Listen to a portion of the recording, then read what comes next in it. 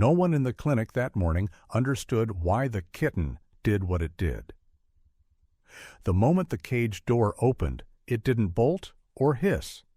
Instead, it launched itself at the veterinarian, clinging to his pant leg as if it were the only thing keeping it from falling apart.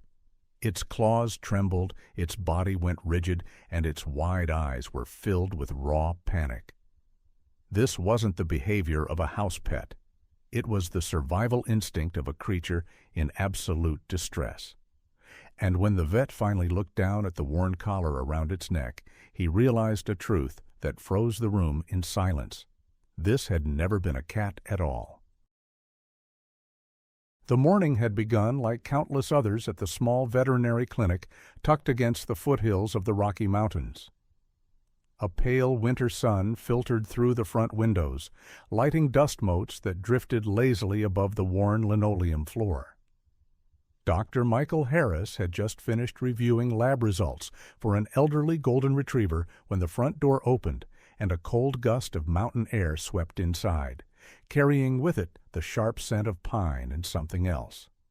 Fear. A young couple stepped in, hesitating just past the threshold.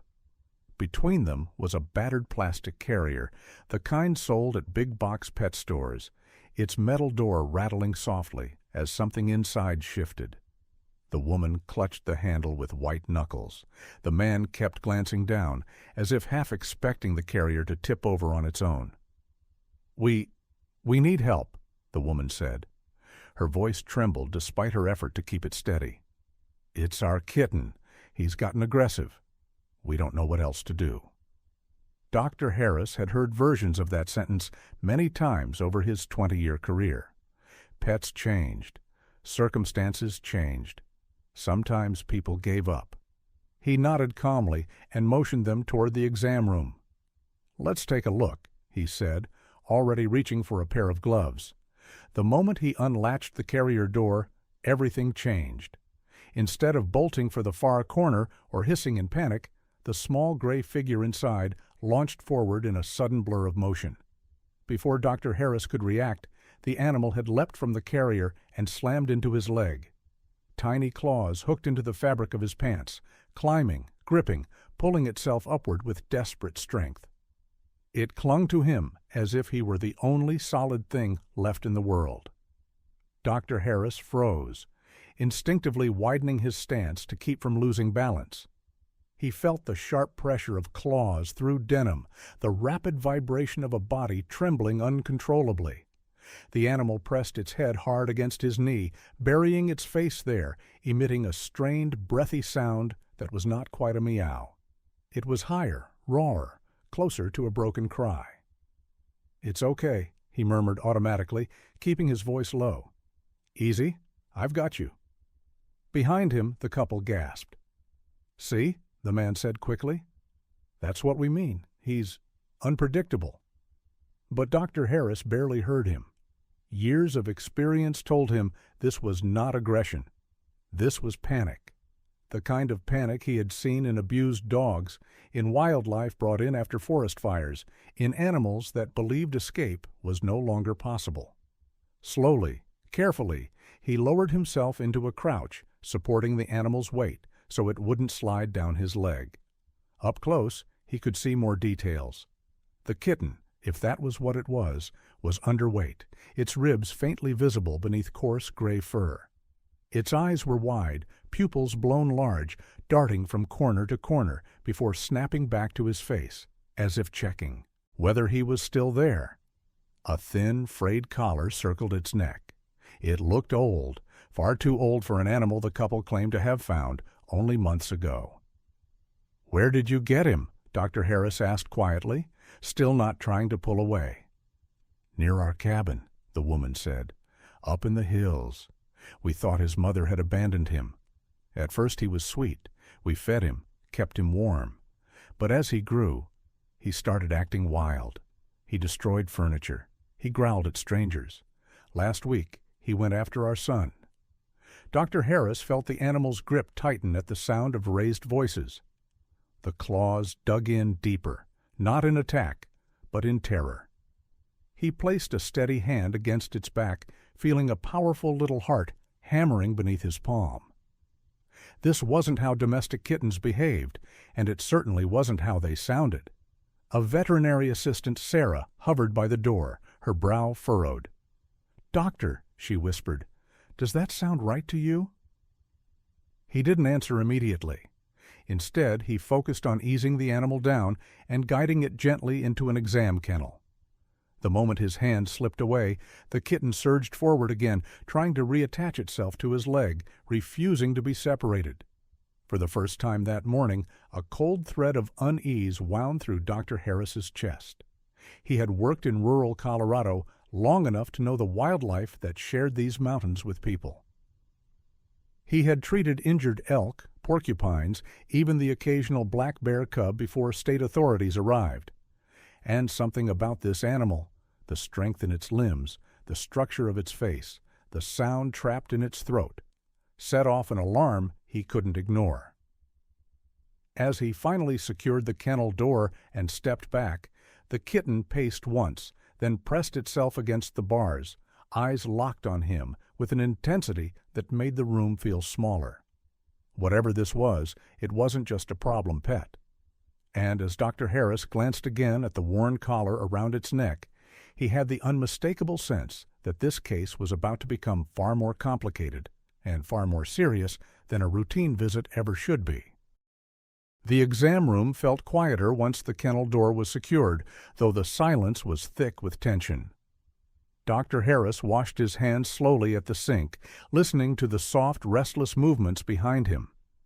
The animal inside the kennel paced in a tight circle, then stopped, pressing its body against the metal bars again, eyes fixed on him with unsettling focus. It wasn't the distant, indifferent stare of a frightened house cat. It was watchful, calculating, as if it were trying to read him. "I've never seen a kitten act like that," Sarah said under her breath. Dr. Harris nodded, his expression unreadable. "Neither have I." He turned back to the couple, who stood shoulder to shoulder near the door.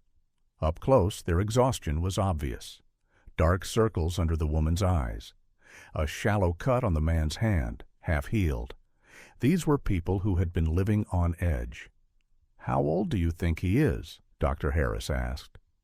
8 months, maybe 9, the man replied.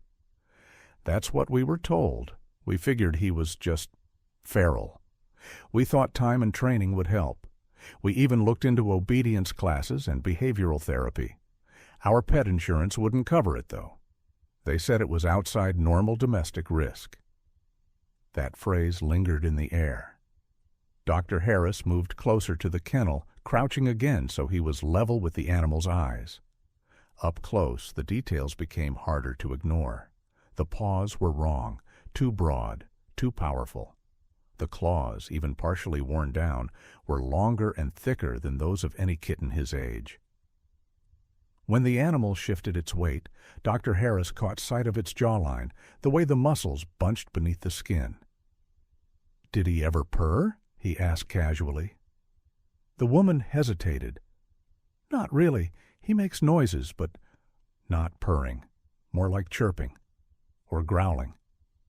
As if on cue, the animal let out a low, broken sound, somewhere between a hiss and a muffled cry. It wasn't loud, but it carried a sharp edge that made the hair on Dr. Harris's arms rise. He reached for a small flashlight and shone it gently through the kennel bars, checking the eyes, the ears, the teeth. The reaction was immediate. The animal recoiled, then surged forward, striking the bars with a sudden burst of strength that made the metal rattle. The couple jumped back. "That's what we mean," the man said, his voice tight. "We were scared to sleep some nights. We have a child. When he lunged at her, we knew we couldn't keep pretending this was normal." Dr. Harris straightened slowly. "You did the right thing bringing him here," he said, though his thoughts were racing. In rural practices like his, he had learned to expect the unexpected. Ranch injuries, snake bites, emergency vet calls in the middle of snowstorms. But this felt different. This felt like a line had already been crossed long before the animal ever entered his clinic. He opened the kennel just enough to slide a towel inside. The animal immediately seized it, gripping the fabric with both front paws, biting down hard as if afraid it would be taken away. The strength behind the motion was startling. "Easy," Dr. Harris murmured again, more to himself now than to the animal. He glanced once more at the collar around its neck. The nylon was faded, frayed almost to the point of snapping. This wasn't something bought recently, and it certainly wasn't something you'd put on a kitten you found by chance. There was dirt worked deep into the fibers, the kind that came from months outdoors, from rock and brush, not carpeted living rooms. "Where exactly did you find him?" Dr. Harris asked. "Near our property line," the woman said. "Close to the trail that runs into the canyon. We hike there sometimes. We thought we were saving him." Dr. Harris didn't challenge that. He believed they meant it, but intent didn't change reality. Whatever this animal was, it had grown up in the wrong world, fed the wrong food, taught the wrong rules. That kind of mistake didn't just disappear with love and patience. In the corner of the room, Sarah pulled up a tablet, already searching quietly. "Should I call animal control?" she asked. Dr. Harris shook his head. "Not yet. Let me finish the exam." But even as he said it, a deeper certainty was forming. This was no longer just a case for a local clinic. It was something that would likely involve wildlife rehabilitation specialists, state authorities, maybe even people trained to undo the damage humans had already done. The animal pressed its forehead against the bars again, eyes locked on his, breathing fast and shallow. For a brief moment, Dr. Harris felt an unexpected pull of sympathy. Whatever instincts were driving this creature, fear was at the center of them. Something had gone terribly wrong long before today. And as he reached toward the collar for a closer look, he had the growing sense that the truth, when it finally surfaced, would change everything for everyone in that room. Dr. Harris waited until the couple stepped back into the reception area before turning his full attention to the animal again. The exam room door closed softly behind them, sealing off the uneasy silence that followed. Inside the kennel, the gray kitten crouched low, muscles coiled tight beneath its thin coat, eyes tracking every movement with unnerving precision. "All right," Dr. Harris said quietly, more to himself than to anyone else. "Let's see what you're hiding." He moved slowly, deliberately, the way one learned to move around animals that could explode into action without warning. When he reached for the collar, the reaction was instant and violent. The animal lunged, slamming its body against the bars, jaws snapping in the air with a sharp crack that echoed off the tiled walls. It wasn't a bluff. It wasn't a warning swipe. It was a defensive strike, fueled by pure fear. Sarah inhaled sharply. "That's not normal," she said. "No," Dr. Harris replied. "It isn't." He waited for the animal to settle, then tried again, this time speaking in a calm, steady tone. "Easy. I'm not taking it off. I just need to look." The collar was old nylon, chewed and worn, with a small metal tag hanging crookedly from one side.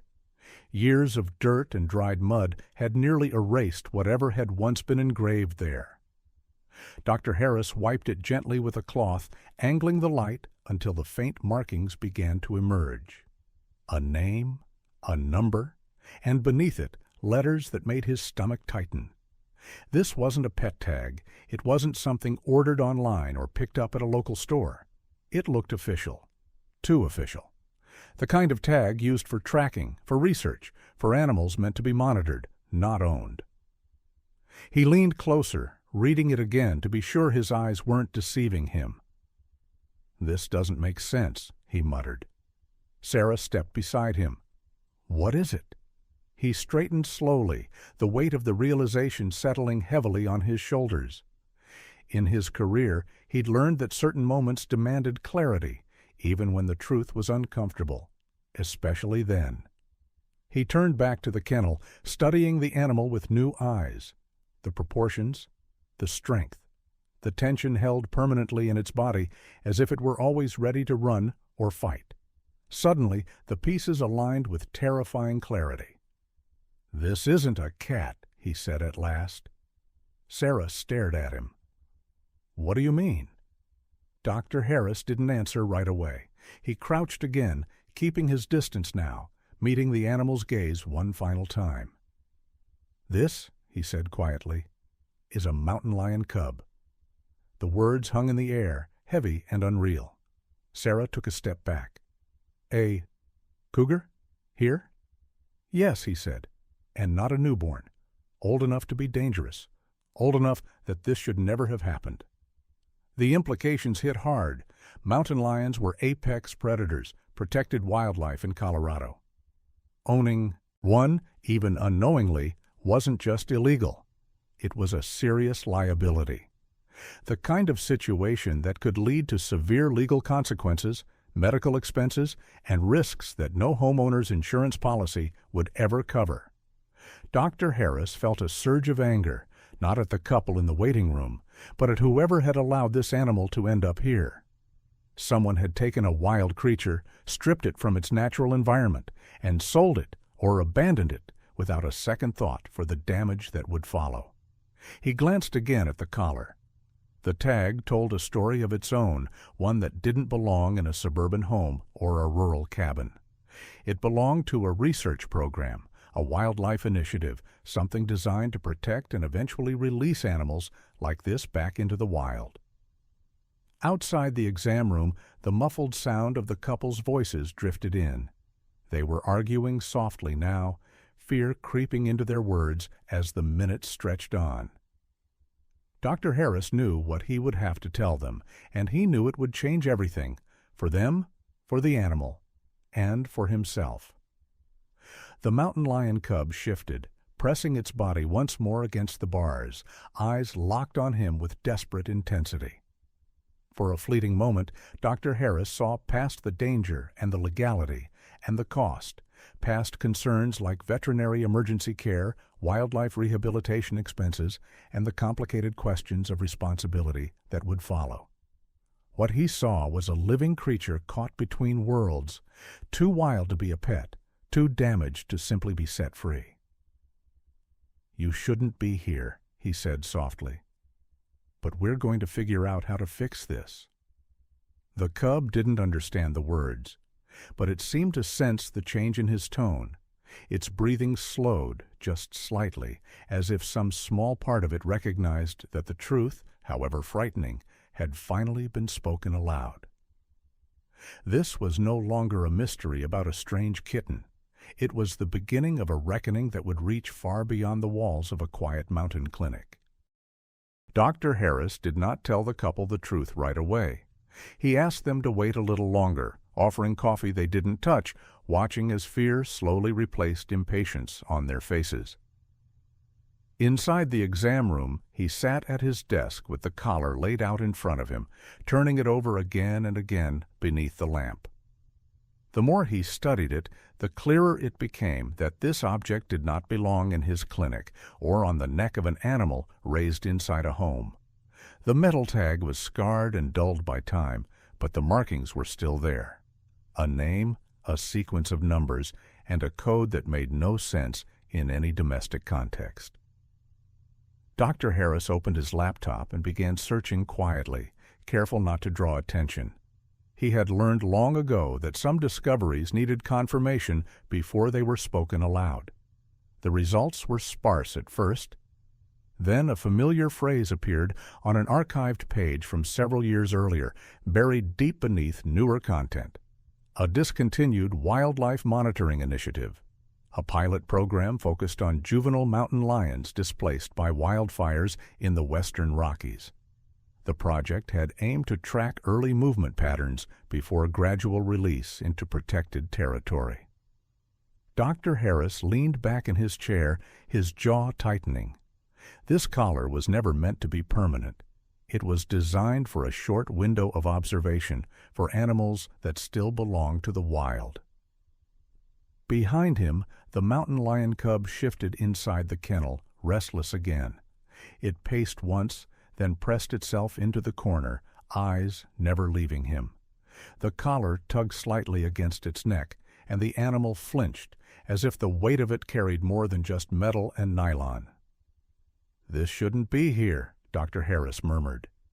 He made a call he hadn't expected to make that morning. The number belonged to a regional wildlife office, one he had contacted only a handful of times over the years for injured animals struck by vehicles. When a woman answered, her voice professional but tired, he explained what he was seeing, careful with his words. There was a pause on the other end of the line. Then her tone changed. "Can you read the code on the tag again?" she asked. He did, slowly. Another silence followed, longer this time. When she spoke again, her voice was quieter. That animal was reported missing. The words settled heavily in the room. She explained that the cub had vanished months earlier during a period of severe weather. Its mother had been killed by an illegal snare near a canyon access road. The cub had been part of a temporary wildlife rehabilitation effort, monitored closely because of its age and vulnerability. When the tracking signal went dead, they assumed the worst. "No remains were found," she said. "But we closed the file. We never imagined—" Dr. Harris looked toward the kennel again. The cub stared back at him, unblinking. The woman on the phone gave him a name. A wildlife biologist who had overseen the program. "She'll want to know about this," she said. "And doctor, you need to be careful. This situation carries serious legal and safety concerns." He understood what she meant. Liability, regulations, the kind of complications that led to lawsuits, costly medical care, and years of fallout. No insurance policy, no matter how comprehensive, was designed to cover an apex predator living inside a family home. The couple in the waiting room had unknowingly stepped into something far bigger than a behavioral issue or a difficult pet. After he ended the call, Dr. Harris sat in silence for a long moment. Outside, a truck passed on the highway, tires hissing against snowmelt. Life continued, unaware that a line had been crossed and was now being slowly redrawn. He stood and approached the kennel again. This time, he didn't reach for the collar. He simply sat on the floor a few feet away, lowering himself to the cub's level. The animal watched him closely, ears flicking, body tense but no longer striking the bars. "You were never meant to be here," he said quietly. "Someone took you. Someone made a choice for you that you couldn't fight." The cub's breathing slowed, just a fraction. It shifted its weight, then settled, curling its tail tightly around its body. For the first time since arriving, it stopped pacing. Dr. Harris rose and walked toward the door. It was time to bring the couple back in. Time to tell them that the strange kitten they had tried so hard to save was never theirs to begin with. Time to begin untangling a mistake that had cost an animal its instincts and a family their peace of mind. As his hand closed around the doorknob, one thought lingered above all others. Finding the truth was only the beginning. What came next, repairing the damage, returning the cub to something resembling a real life, would be far harder. And somewhere beyond the clinic walls, a woman who had once raised this animal would soon learn that what she thought was lost had been standing in a kennel all along. The wildlife biologist arrived just before sunset, her truck pulling into the gravel lot as the mountains darkened into long blue silhouettes. Dr. Harris watched from the front window as she stepped out, moving with the quiet urgency of someone who already knew this moment mattered. Her jacket was dusted with road grime, her hair pulled back hastily, as if she had driven straight through without stopping. Her name was Claire Whitmore. She didn't waste time on introductions. The moment she crossed the threshold, her eyes went past the front desk, past the waiting chairs, as if she could already sense where she needed to be. Dr. Harris led her down the hallway toward the exam room, explaining what he had observed, careful to keep his voice even. He mentioned the collar, the tracking code, the behavior. He did not mention the way the cub had clung to his leg like a lifeline. Claire stopped just outside the door. "Before I go in," she said quietly, "I need to know something. Has he been aggressive with you?" Dr. Harris shook his head. "Not aggressive," he said. "Terrified." She closed her eyes briefly, as if bracing herself, then nodded. "That sounds like him." Inside the room, the mountain lion cub lay curled in the corner of the kennel, tail wrapped tight around its body. Its ears twitched the instant the door opened. The eyes lifted, sharp and wary, fixing first on Dr. Harris, then shifting to the woman behind him. Claire didn't move forward. She didn't speak right away. Instead, she crouched slowly, lowering herself until she was at eye level with the kennel, her movements deliberate and calm. For several seconds, nothing happened. The cub's body remained rigid, breath shallow, muscles ready to spring. Then Claire spoke. Not loudly, not urgently. Just a low, steady tone that carried a rhythm older than training manuals or protocols. She said the cub's name, the one engraved on the collar, the one Dr. Harris had seen but not yet spoken aloud. The reaction was immediate. The cub's head snapped up, its ears pivoted forward. The tension in its body shifted, not disappearing, but changing shape. It took a cautious step toward the front of the kennel, nostrils flaring as if trying to pull memory out of the air itself. Claire swallowed hard. "Hey, kid," she murmured. "It's me." Dr. Harris felt something tighten in his chest. The cub advanced another step, then another. When it reached the bars, it pressed its face forward, sniffing, eyes never leaving Claire's. A soft sound escaped its throat. Not a growl, not a hiss, but something smaller, broken, almost questioning. Claire extended 2 fingers through the bars. For a heartbeat, Dr. Harris thought the cub might recoil. Instead, it leaned in, rubbing its cheek gently against her hand. The movement was hesitant, uncertain, but unmistakably familiar. The cub closed its eyes for just a moment, as if testing whether this memory could be trusted. Claire broke then. Tears slipped down her cheeks as she dropped fully to her knees, one hand braced against the floor. "I knew it," she whispered. "I knew you were still out there." Dr. Harris stepped back, giving them space. In his years of practice, he had witnessed reunions, pets recognizing owners after long separations, animals responding to familiar voices. But this was different. This wasn't recognition alone. It was recovery, a piece of something broken finding its way back into place. Claire explained quietly, her voice steadying as she spoke.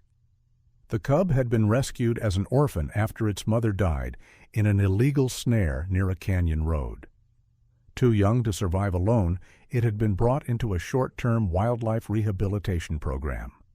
The collar had been fitted not to claim ownership, but to monitor its health and movements before eventual release. Then one night, during a severe storm, the enclosure had been breached. When morning came, the cub was gone. "We searched for weeks," Claire said softly, never taking her eyes off the animal. "We assumed he didn't make it, that he wandered too far, that something found him." The cub pressed closer to the bars, following the sound of her voice, as if afraid it might vanish again. Dr. Harris listened, the weight of it settling in. This wasn't just a lost animal. It was a life interrupted, shaped by fear and confusion instead of instinct and distance. No amount of high-end pet care, behavioral training, or expensive veterinary services could replace what had been taken from this cub in those first critical months. Claire looked up at him then. "He remembers," she said. "That means there's still a chance." "A chance for what?" Dr. Harris asked. "For him to be what he was meant to be," she replied. "Not someone's responsibility, not someone's liability, just wild." The cub made that soft, broken sound again, leaning into the bars as if the word itself had meaning. As the light outside faded completely and the clinic grew quiet, Dr. Harris realized that the hardest part of this story was still ahead. Recognition was powerful, but it was only the beginning. What came next would demand patience, resources, and decisions that no one in that room would find easy. But for the first time since the strange kitten had clung to his pants that morning, the fear in the cub's eyes was no longer alone. It had been seen, and it had been remembered. The transfer happened 2 days later, before dawn, when the mountains were still wrapped in shadow and the roads lay empty and quiet. Dr. Harris stood outside the clinic as Claire's truck idled, its headlights cutting pale beams through the cold air. The mountain lion cub rested inside a reinforced transport crate in the bed, sedated just enough to keep him calm, his breathing slow and steady. The worn collar had been removed, carefully placed into a padded envelope Claire held close, as if it were both evidence and memory. The couple who had brought him in stood a short distance away. They said very little. There was nothing left to explain. What they had thought was a difficult pet had turned out to be something far beyond their control, beyond their responsibility. Before leaving, the woman had pressed an envelope into Dr. Harris's hand, money meant to help with the cub's care, her eyes red with exhaustion and regret. Dr. Harris accepted it quietly. Guilt served no one now. What mattered was what came next. The Wildlife Rehabilitation Center sat miles from the nearest town, tucked deep into protected land where the foothills rose into rugged stone. High fencing blended into the terrain, designed not to contain forever, but to guide animals back toward independence. When the crate was opened inside a secluded enclosure, the cub hesitated, then stepped out slowly, nose lifted, tasting the air. Pine, rock, distance. He moved with caution at first, then with growing confidence, muscles stretching into motions they had not been allowed to make for months. The weeks that followed were not easy. Claire visited daily, but always from a distance. Contact was reduced to almost nothing. Feeding routines changed. Live prey was introduced carefully, human presence minimized. The cub struggled at first, confused by the absence of hands and voices. More than once he paced the fence line, searching for the familiar. Then one afternoon, something shifted. Dr. Harris was there that day, watching from a blind as the cub lowered himself into the brush, body flattening instinctively. A rabbit darted across the enclosure, fast and unaware. The cub waited, eyes locked, tail still. When he moved, it was sudden and precise, a blur of motion guided not by fear, but by instinct. He missed the catch, but it didn't matter. Claire exhaled slowly beside Dr. Harris, tears in her eyes. "That was real," she whispered. "That was him." From that moment on, the change accelerated. The cub grew stronger, quieter. He stopped seeking the fence, stopped looking for people. His movements became measured, confident. The animal that had once clung to a man's pants as if to life itself was slowly disappearing, replaced by something older and far more powerful. The decision to release him came sooner than expected. On a clear autumn morning, the transport crates were loaded again, this time deeper into the mountains, far from roads and human trails. "Doctor." Harris made the drive alongside Claire, neither of them speaking much. There was nothing left to debate. All the right boxes had been checked. Medical clearance, behavioral readiness, environmental assessments. Everything that could be controlled had been. At the release site, the forest stood silent, waiting. Claire knelt beside the crate, her hand resting on the latch. For a long moment, she didn't move. Dr. Harris watched her shoulders rise and fall as she took one steadying breath. "This is where I stop helping," she said softly, "and start trusting." She opened the door. The mountain lion stepped out slowly, muscles taut, eyes scanning the trees. He paused, turning his head just once. For a heartbeat, his gaze found Claire, found Dr. Harris, the people who had changed the course of his life without ever truly owning it. Then he turned away. He vanished into the forest without a sound, paws touching earth as if they had never known anything else. They stood there long after he was gone, listening to the wind move through the trees. Somewhere deeper in the wilderness, a branch snapped. A bird lifted into the air. Life continued, unremarkable and perfect. Later, as Dr. Harris drove back toward town, the image returned to him. The moment the cub had clung to his leg, desperate and terrified. What had felt like an ending had been nothing of the sort. It had been a beginning disguised as a crisis. Some animals don't need a home, they need a way back. And sometimes the most compassionate thing a human can do isn't to hold on, but to let go, trusting that freedom, once remembered, knows exactly where to lead.